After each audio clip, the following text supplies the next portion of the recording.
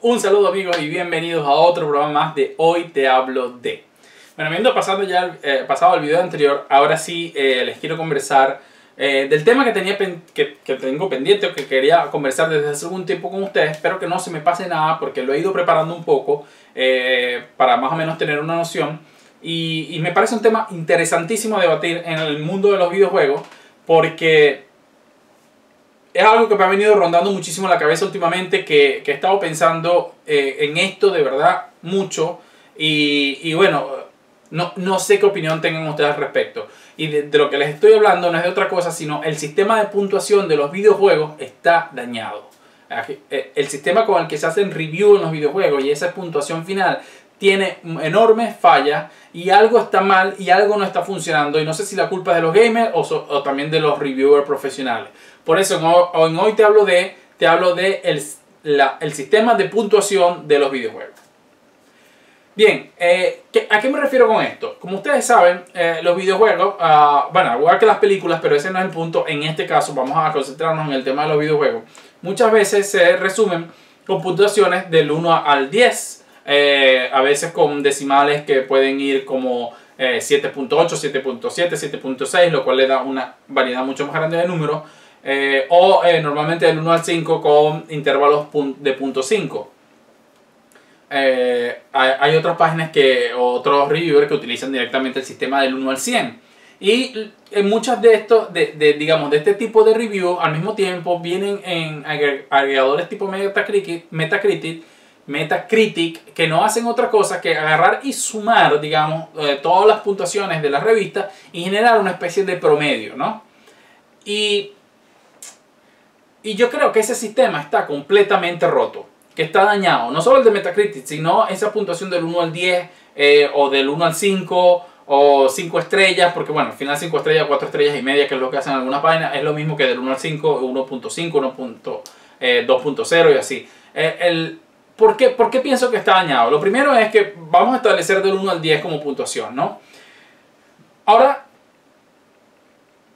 se dice que en un normal, en una situación normal, yo diría que del 1 al 10 significa que un juego que es un 5 es un juego muy promedio. No es ni malo ni es bueno. Te tendría que gustar mucho ese género para entender que este juego pues, es algo más del montón. No necesariamente malo. Un juego que ya tenga un 6 debería, ojo, estoy diciendo los deberían, pues es un juego que en su género pues está por encima de la media, pero no destaca particularmente en nada, o quizás destaque en una sola cosa, pero el resto de los conjuntos no es lo suficientemente destacable como para que reciba más puntuación. Pero no quiere decir que sea un mal juego.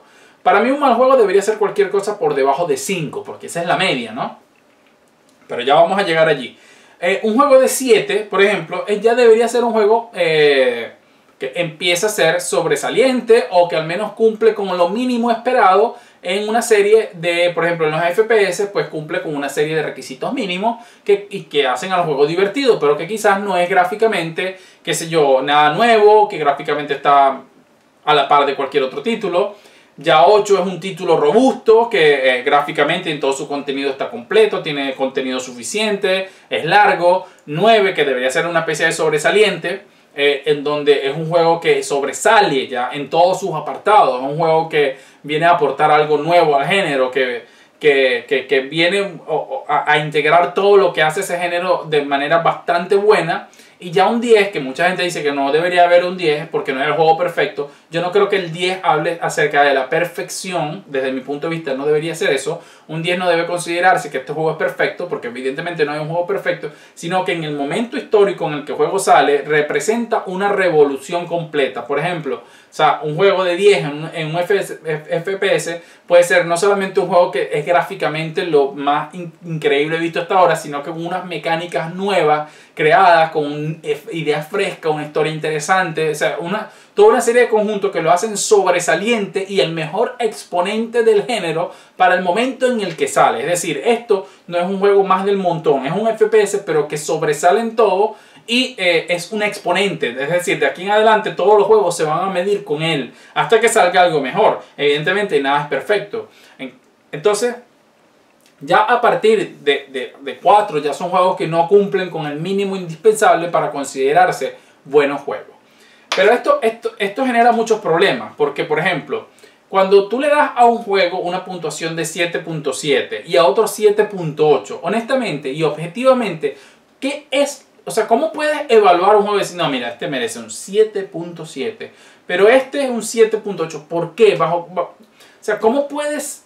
O sea, ese punto, 0.1 de diferencia, honestamente, ¿qué se lo da? ¿Qué es lo que hace que tú puedas darle a un juego un 0.1 más a algo? Es extremadamente difícil que se pueda justificar ese tipo de puntuaciones. Y sobre todo, y más hoy en día, como dije, con páginas como Metacritic, donde incluso a los desarrolladores se les ofrecen bonus según cómo llegue la puntuación en Metacritic. Lo cual es un absurdo, porque si bien hay juegos que, evidentemente, como The Last of Us, Uncharted 4 o Zelda Ocarina of Time, que pueden llegar, por ejemplo, a tener un 95, un 96, un Grand Theft Auto que tiene 97, eso significa que tiene que ser prácticamente amado por todo el mundo. Pero aún así, juegos que son considerados buenos por todo el mundo no llegan a la perfección en una página como esa. Entonces basta que el juego no sea, digamos, la epítome de lo mejor que hay posible en un género, sino que sea un juego, bueno, normal, que no aporte nada nuevo, pero tenga una historia interesante, se deje llevar. Entonces, por ejemplo, que merezca un 7 o un 8, ¿no? Que no es extremo, pero está bien. Entonces, ese tipo de juegos pueden ser muy divisorios. Entonces, muchos reviewers pueden decir que ese juego es una basura y darle un 4. Con eso ya han destruido la posibilidad de que ese juego tenga cierta puntuación. Y en ese punto, nada, pues los desarrolladores no van a obtener el bono porque, bueno, hubo 4 o 5 reviewers que no entendieron, no les gustó, no les pareció y le dieron una puntuación más baja y listo, pues, ya. Porque eso es todo lo que se ve. Entonces la gente se ha acostumbrado a ver siempre la puntuación del videojuego y a leer poco lo que se dice, ¿no? A mí me gusta mucho leer las reviews por varios motivos. Primero, normalmente una review escrita es de alguien que se ha terminado el juego, lo ha jugado de principio a fin. Y aunque mucha gente dice que bueno, pero ahora es que hay muchos gameplays en YouTube y puedes ver gameplay, no es igual. Los gameplays te muestran una parte particular del juego donde pueden pasar muchas cosas que te gusten, como pueden pasar muchas cosas que no te gusten, pero no estás viendo un conjunto. Tendrías que ver el juego de principio a fin. Entonces te ves el juego desde el principio hasta el final para ver si te gusta todo y entonces ahí te lo compras. Entonces ya sabes todo lo que hay que hacer, ya sabes todo y perdiste 50 horas o 30 horas o 10 horas viendo pasar el juego a otra persona para luego comprarlo tú para pasarlo porque ahora sí te gusta. Entonces los gameplays de YouTube te pueden dar una idea, te pueden guiar hacia donde más o menos se apunta el juego, pero no lo puedes saber todo porque puede ser que el juego tú hayas visto las primeras 2 horas y se vea muy bueno y resulta que el juego luego no hace nada nuevo y es siempre lo mismo por otras 8 horas. Entonces tú te basaste solamente en 2 horas. En cambio, un review de una persona que lo ha jugado completo te deja por lo menos entender, ¿ok? Todo, o sea, si el juego mantiene un ritmo, si va innovando a medida que vas mejorando, que vas progresando, entonces las reviews escritas, bueno, algunos hacen reviews en video, que también es válido, son videos de 6-7 minutos, pero como dije, no ves todo, o sea, son limitaciones, son pedazos del juego, ¿no? Entonces cuando este sistema de puntuación empieza a utilizarse de esa manera donde ahora mismo pareciera que cualquier cosa, un 7.5 es basura. O sea, el juego es basura. Directamente, esto es basura. Porque es 7. Mínimo yo juego a 8. Cuando no debería ser así. Cuando yo soy amante de los JRPG, como he dicho, los JRPG, los RPG japoneses, como he dicho en varias oportunidades. Y incluso un juego de 6 debería ser quizá un juego que, bueno, que no aporta nada nuevo al género, que tiene una historia interesante, pero que es más de lo mismo. Y eso no es necesariamente malo. A veces tú quieres más de lo mismo. Entonces no importa. Cambio un 7 puede ser un juego que es más de lo mismo, como dije antes, pero en el apartado gráfico está mucho mejor, o la historia es excelente, o el sistema de batalla es muy bueno. En cambio un 8 es un juego más redondo en todos los sentidos. Entonces, pero ahora no es así. Ahora es cualquier cosa, incluso tú lo ves ya 6.5, mediocre. O sea, entonces, ¿de qué sentido tiene que existe un sistema del 1 al 10 si ya el 6 es mediocre, es un juego mediocre? Entonces, ¿qué es el 4? ¿Qué es el 3? ¿Qué es el 2? Que ese es otro problema. Porque el asunto es que ¿qué sentido tiene las puntuaciones por debajo de no recomendable? Por ejemplo, si tú le das a un juego 3, ¿ok? ¿Qué jugador normal en su sano juicio va a comprar un juego de 3? Nadie. Nadie. O sea, al menos no conscientemente. Si tú le das a un juego de 2, o sea, ¿qué diferencia va a ser el 2 o el 3 o el 4 para un jugador promedio? ¿Qué le estás diciendo a ese jugador? Bueno, mira, este juego de 3 no es tan malo como este de 2. O sea, está mejorcito. O sea, ¿qué significa? Porque es que al final, cualquier cosa después de menos de 5, o sea, en una escala normal, la que estoy planteando yo, es un juego que no merece ser comprado. O sea, no. Entonces, ¿qué importa si le das 0 o le das 4? Si al final yo no voy a comprar un juego de 4 ni voy a comprar un juego de 0. Entonces, ya allí pierde hasta sentido la valoración del juego. Y se hace incluso injusto. Por eso decía, se hace incluso injusto que hay juegos de 7, por ejemplo, que se le dé un 4 o un 3. Porque entonces tú estás poniendo el juego al nivel de un juego que debería ser incomprable. Y lo peor es que, ¿qué diferencia hace que tú le pongas un 4 o le pongas un 1? Porque no es que yo voy a ir a comprar un juego y digo, bueno, el de 1 no lo compro, pero el de 4, bueno, me arriesgo, ¿no? Porque me está en una escala, y en una escala como la que se utiliza ahorita, ni siquiera la que yo propongo, que debería ser un poco más equilibrada. O sea, si cualquier cosa de menos de 7 es basura, imagínense algo de 4. Entonces, ¿qué importancia tiene algo de 1 o algo de 4? Los dos valen exactamente lo mismo para cualquier jugador medianamente informado. Porque el jugador que no está informado, o la mamá que le compra el juego al hijo sin saber absolutamente de lo que está comprando, esa no le importa, no sabe si el juego tiene un 1 o tiene un 4. O sea, si va a comprar el juego de manera errada, lo va a comprar independientemente de la puntuación que tenga. No es que se está informando primero a ver cuál es la puntuación que tiene el juego. Lo compró, le gustó la carátula y ya está. Es decir, esos son juegos que lo van a terminar comprando las personas no informadas. Pero las personas informadas no se van a comprar nada que tenga una puntuación de menos de 5, por ejemplo. Entonces, sí, le colocas un 1 porque es una defecio en todos los sentidos. Ok, está muy bien, es una defecio en todos los sentidos, pero no me estás diciendo nada nuevo que me hubieras dicho con un 4. Entonces, a efectos prácticos, yo podría ponerle a todos los juegos malos un 1 y valdría lo mismo que ponerle un 4. Pero a efectos de promedio no es lo mismo. Entonces,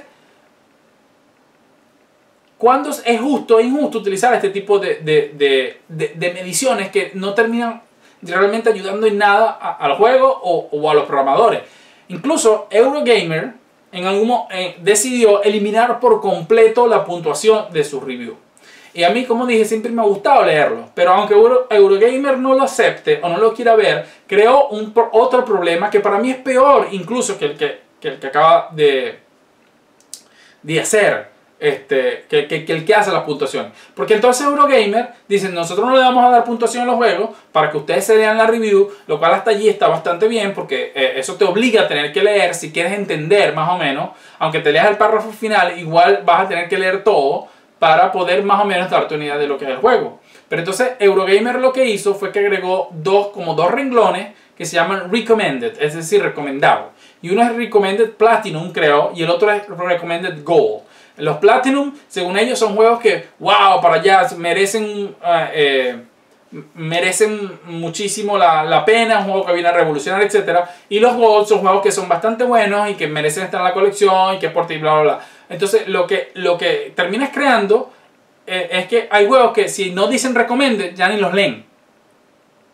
Porque entonces lo consideran malo. Y quizás el juego no es malo, pero entonces acabas de básicamente definir que las posibilidades del juego son simplemente los únicos juegos que yo me voy a comprar son los que recomiendes. Porque si no me estás recomendando aunque sea un juego bueno, es porque quizás no vale la pena. Entonces ahora no solamente pasaste de 7.5, 7.8, 8, 9, sino que ahora pasaste a que hay 2 recomendaciones y ya está.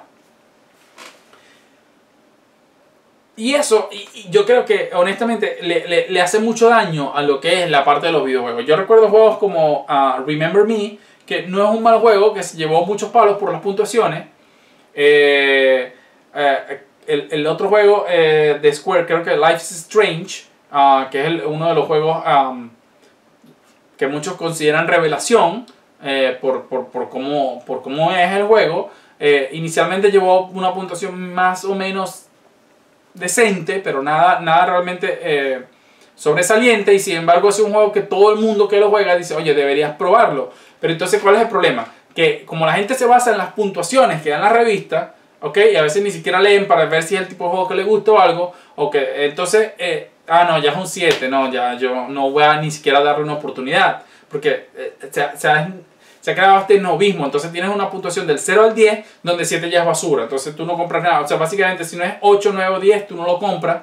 Y 8, 9 o 10, en el caso mío, por ejemplo, si las puntuaciones fueran normales y reales, como dije, un JRPG de 6, siendo mi género favorito, quizás yo lo disfrute.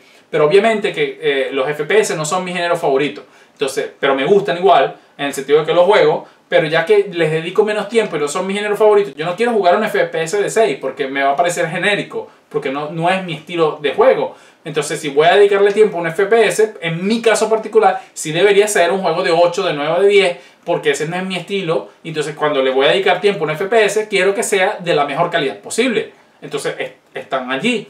Pero si yo voy a jugar un plataformas, por ejemplo, que es otro de mis géneros, o una aventura gráfica, entonces un 6 debería ser más que suficiente para saciar mi necesidad de ese género, donde posiblemente no sea el mejor exponente, como dije, pero cumpla a cabalidad con cada uno de los elementos de un buen juego de ese género. Lo único que a lo mejor la historia es trillada o no tiene nada nuevo, los gráficos también son bastante ya saben, normales, no aportan frescura, pero no quiere decir que sea un mal juego. Entonces, de hecho, se me llegó a ocurrir en algún momento que quizás debería eliminarse por completo cualquier sistema de puntuación, ni recomendaciones ni nada, y tener solamente tipo binario, sí y no. Es decir, ¿este juego vale la pena? O sea, ¿te recomiendo el juego? Sí. ¿Te recomiendo el juego? No. Basta. ¿Y qué quiere decir esto? Quizás, yo no sé si esto es peor incluso que el método Eurogamer, a lo mejor mi idea es incluso más estúpida, pero es que lo que yo creo es que si tú solamente puedes decir sí o no a un juego, tú vas a ser mucho más cuidadoso, porque si encuentras cualquier cualidad del juego que valga la pena, a lo mejor te arriesgas en decir no, en decir sí. Para decir no tendría que ser realmente un juego que no puedes recomendar a nadie, que no consideres que haya nada, absolutamente nada en ese juego que valga la pena, como para decir completamente no. En cambio, si por ejemplo, esto daría, por ejemplo, en Metacritic una especie de puntuación diferente. Es decir, digamos que 100 páginas hacen el review. Entonces, si todo se basara en un sí y un no, por ejemplo, si 90 páginas lo recomiendan y 10 dicen que no, pues la puntuación en Metacritic sería 90%, lo cual es un poco más ajustado o un poco más real. Claro, también podría pasar que dijeran, mira, pero 50 dijeron que sí y 50 dijeron que no. Pero entonces eso también daría a entender que es un juego muy divisorio y que hay mucha gente que le va a gustar y hay mucha gente que no. Pero te da 50% de posibilidades. ¿Me entiendes lo que quiero decir? Mientras que si tú lo basas en puntuación, tú ves un juego de 5 y tú no dices que se puede gustar o no. Tú dices inmediatamente es basura. Ese juego no me lo pienso ni comprar. Si tú en cambio dices, mira, 60% de los reviewers les gustó el juego, o sea, hay 10% más de gente que le gustó, o sea, 40 contra 60, un 20%, hay un porcentaje mayor de gente a la que le gustaba, por lo que puede ser que a mí también me guste, y entonces lo que vas a hacer es leer los reviews de la gente que sí le gustó y leer los reviews de la gente que no le gustó y comparar a ver qué es lo que dicen por qué no le gustó y a lo que dicen por qué sí le gustó. Porque allí tú estás buscando posibilidades. Si un 90% dicen que sí, probablemente también tengan muchas más posibilidades de que a ti te guste. Pero, como dije, si tú le das a un juego, por ejemplo, alguien le da un juego 7, 7, 8, 8, 7, 7, 8, 8, en teoría la media es 7.5, ¿ok? Pero si entonces le das 7, 8, 7, 7, 7, 7, 7, pero luego hay varias personas que no le gustan, le dan 1, 1, 1, 1, ¿ok? Ese 1 tiene un peso enorme porque baja la media muchísimo, haciendo que ese juego pueda llegar a 5. Y con la puntuación tal cual como se maneja ahora, tú vas a decir 5 es basura nuevamente y no lo vas ni siquiera a contemplar. Y lo cual le hace mucho daño, como dije. Y como digo, ¿pero por qué la gente le va a dar 1? ¿Y por qué no? Si no hay diferencia entre darle un 4 o darle un 1, porque los dos valores significan simplemente que tú no lo vas a comprar. Entonces, el que no le gusta el juego, el que lo odia a muerte, va a decir, este juego está mal, merece un 1. Le podría dar 4 para promediar mejor, pero le das un 1. Entonces, ese tipo de puntuaciones, lo único que generan es justamente que tú veas la puntuación y digas, no le voy a dar ni siquiera un chance. Y por eso yo creo que el sistema está roto. No solamente por la disparidad de lo que dije antes, donde un juego debería ser de 5, no debería ser la basura que consideran las páginas. Un juego de 6 debería estar ya en una media, como dije, un poco superior a la media. Y así como dije antes. Y cualquier cosa por debajo de 5 simplemente no debería ni siquiera existir. Simplemente debería decir un no. Este juego no. Porque, no, como dije, no importa. O sea, es indiferente. O sea, yo no creo que nadie allá afuera vaya a decir, bueno, un juego de 2 no me lo compro, pero un juego de 3 puede que sí. O sea, seamos honestos, eso no va a pasar. Entonces, yo no sé qué opinión tienen ustedes acerca de este tema, ¿no? Donde las puntuaciones están teniendo un peso extremo y donde páginas como Eurogamer han intentado eliminar eso para buscar otras alternativas, aunque para mí han creado otros problemas, pero sin embargo se ve que hay preocupación acerca de eso y que quieren de verdad encontrar un método alternativo para recopilar mejor. Mi estúpida idea es, como les dije, pues simplemente que las páginas digan si el juego un voto positivo o voto negativo. Basta. Nada más. De esa manera el usuario tiene que leer el juego. Si es un voto negativo es porque de verdad no hubo un solo elemento de ese juego que el reviewer dijera, mira, vale la pena, aunque sea por los gráficos. Porque eso ya al menos crea la curiosidad. O sea, para decir que no tiene que haber nada que valga la pena en el juego. Para decir que sí, pueden haber una sola cosa que valga la pena, 2 cosas que valga la pena, y prefieres decir que sí a decir, para que alguien lo pruebe, a completamente eliminar el juego. Entonces eso puede dar un poco de cabida a que la gente se tome el tiempo de leer los reviews, de buscar gameplays, de leer un poco, antes de simplemente ver que tiene 4, 5, etcétera, y descartar el juego. Es un tema complicado, yo lo veo así, yo creo que es un tema bastante complicado, justamente porque no hay una solución perfecta, no hay una solución hasta ahora al problema y nos seguimos, pues el sistema que tenemos ahora es el sistema de puntuaciones. Entonces es como los exámenes, del 1 al 20 o del 1 al 10 o con A y F. O sea, eso no prueba tu nivel de inteligencia o conocimiento, pero hasta ahora no hemos conseguido un sistema mejor aparentemente, ¿no? O quizás sí, pero no lo quieren implementar en las escuelas. Pero ese es tema de otro programa. El tema que nos interesa hoy es, entonces, como decía, si existe alguna forma mejor de evaluar los juegos. Porque yo creo que el sistema está roto. Entonces no sé qué opinión tienen ustedes al respecto de este tema. Me gustaría de verdad escuchar sus opiniones al respecto y saber qué opinan sobre esto. Antes de cerrar el programa, quería comentarles que Super Ultra Mega Podcast ya sacó su nuevo episodio. Yo no aparezco en este, yo no participo en este. Seguramente estaré participando en otros más. Pues ya hemos hecho una amistad gamer bastante fuerte y hemos compartido opiniones. Incluso hemos discutido, en el buen sentido de la palabra, acerca de nuestras posiciones con respecto, por ejemplo, a Apple, a Microsoft en cuanto a sus productos de tecnología. Y bueno, siempre en el buen sentido y en la discusión amena e interesante. Entonces ellos ya tienen su nuevo episodio al aire. Creo que les va a gustar, se van a divertir mucho. Como siempre, pues le están dedicando gran parte a Overwatch. Y les comento esto porque insisto, de verdad que tienen una gran química. Es muy gracioso también en muchos de los comentarios que hacen, ¿no? Ellos son de una área de mi país que es Maracay, el Zulia. No sé si son de Maracaibo exactamente, pero y ellos tienen digamos, un modo de hablar muy particular, ¿no? Entonces, pues, eso también aporta un poco a lo que es esa amenidad. Me he inventado una palabra quizás. Y se nota la pasión que tienen por lo que conversan. Se ve que además conocen bastante del tema, y a pesar de que yo me considero también conocedor, hay muchos detalles. Me sorprende a veces muchísimo cómo recuerdan tantos nombres y detalles técnicos, porque esa sí es una de mis fallas. A veces no recuerdo el nombre de nadie, y no es porque no lo sepa, es porque no lo recuerdo en el momento, y entonces tú lo escuchas conversando y te salen con los nombres, el creador, el fulano, el estudio, y eso de verdad que le da mucho interés, ¿no? Le da mucho interés a la conversación, y te hace entender que son personas que conocen de lo que están hablando, y lo hacen de la manera más amena posible. Así que los vuelvo a recomendar.